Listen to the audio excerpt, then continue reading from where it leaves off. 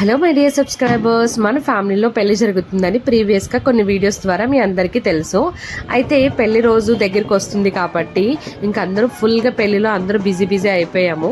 మా ఫ్యామిలీ కొంచెం పెద్ద ఫ్యామిలీ కాబట్టి అందరం పెళ్లి కూతురుని చేస్తాం కదా, అందుకే 5 days నుంచి అయితే మేము పెళ్లి కూతురుని చేయడం అనేది ప్లాన్ చేసాము. ఇది ఫస్ట్ డే పెళ్లి కూతురుని చేయడం అనేది చాలా బాగా జరిగింది. పెళ్లి కూతురుని చేయడము ఎంత హ్యాపీగా ఉందంటే అంత హ్యాపీగా, అందరూ కూడా బాగా ఎంజాయ్ చేసాం.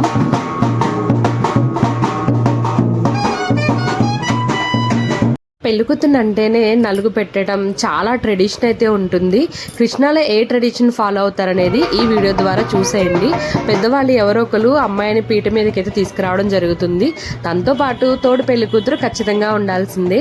ఈ తోడు పెళ్లికూతురు కూడా మేనగోడల వరుస అయిన వాళ్ళని ఎక్కువగా కూర్చోపెడుతూ ఉంటారు.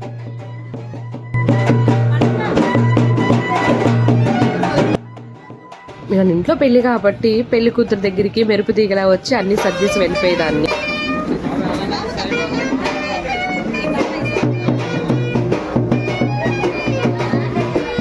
ఇంకా మా ఫ్యామిలీలో ఎవరు కూడా అబ్సెంట్ అవ్వకుండా అందరం కూడా పెళ్ళికి వచ్చేసి ఎంజాయ్ చేసేసాము.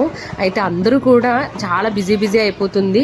టైంకి చేయాలంటూ పక్కన ఇంకొంతమంది వచ్చేసరికి ఫొటోస్ దిగడం అని అలా అయితే అల్లరి చేసేసాము. ఎందుకంటే అందరూ బిగ్ ఫ్యామిలీ కాబట్టి చాలా సందడిగా ఉంటుంది. ఇంకా పెళ్ళి అయ్యేంత వరకు ఫ్యామిలీలో అందరూ చాలా సందడిగా అయితే ఎంజాయ్ చేస్తూ ఉంటారు.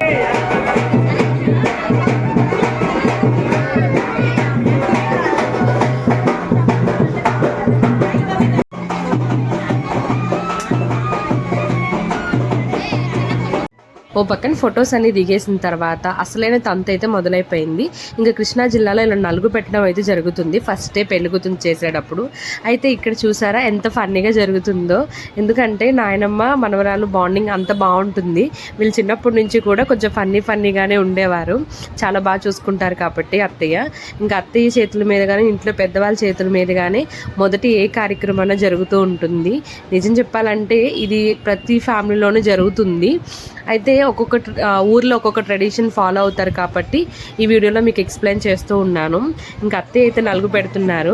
కొంతసేపు ఎక్కువ పెట్టమని కొంతసేపు వద్దని చెప్పేసి వాళ్ళ నాయనమ్మతో కాసంత ఫన్నీగా అయితే జరిగింది. మేమందరం చాలా బాగా ఎంజాయ్ చేసాము. ఇంకా ఫైనల్గా బావగారు అక్క అయితే స్టార్ట్ చేయడం మొదలుపెట్టారు. ఇంకా తల్లిదండ్రులు అనేది చాలా ఇంపార్టెంట్ రోల్ దీంట్లో, పెళ్లి కూతుర్ని నలుగు పెట్టడం అనేది. ఇంకా అక్క బావగారు కూడా పెళ్లి కూతుర్ని చేయడం మొదలుపెట్టారు. ఇంకా ఫన్నీగా బావగారితో జోకులు వేయడం స్టార్ట్ చేసేసాం. మీ మరదలందరం కలిసి బావగారు ఎన్ని జోకులు వేసినా కూడా మా బావగారు వాళ్ళు చాలా స్పోర్టివ్గా తీసుకుంటారు. మాతో కూడా అంతే బాగా ఫన్నీగా జోకులు వేసుకుంటూ ఉంటాము. దాని తర్వాత అత్తయ్య అయితే నలుగు పెట్టడానికి వచ్చేసారు. పెద్ద అత్తయ్య కూడా సొంత అక్క చెల్లెళ్ళు సొంత అన్న తమ్ముళ్ళని అయితే పెళ్లి చేసుకున్నారు.